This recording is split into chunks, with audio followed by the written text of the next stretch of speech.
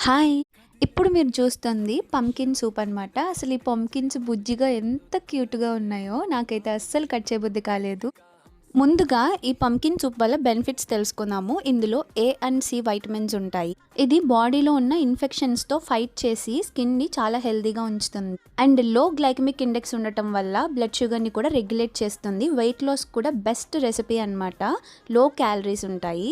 దీనికోసం ముందుగా ఒక పెద్ద సైజు ఉల్లిపాయ పీసెస్‌గా కట్ చేసుకొని పెట్టుకోండి. వెల్లుల్లి కూడా పీల్ చేసుకొని పెట్టుకోండి. అండ్ పంకిన్‌ని పీల్ చేసేసి లోపల ఉన్న సీడ్స్ తీసేసి ఇలా ముక్కలుగా తరిగి పెట్టుకోండి. ఇప్పుడు స్టవ్ ఆన్ చేసి బాండీ పెట్టుకొని కొంచెం ఆయిల్ వేసి అందులో జీలకర్ర వేగిన తర్వాత అందులో ఆనియన్స్, గార్లిక్ అండ్ పంకిన్ కూడా వేసి లైట్‌గా ఉప్పు వేసి మూత పెట్టి మగ్గనియండి. మగ్గిన తర్వాత అందులో కొంచెం వాటర్ కూడా యాడ్ చేసుకొని ఇంకొంచెంసేపు మూత పెట్టి మగ్గనియండి. 4కి ఇలా దిగాలన్నమాట.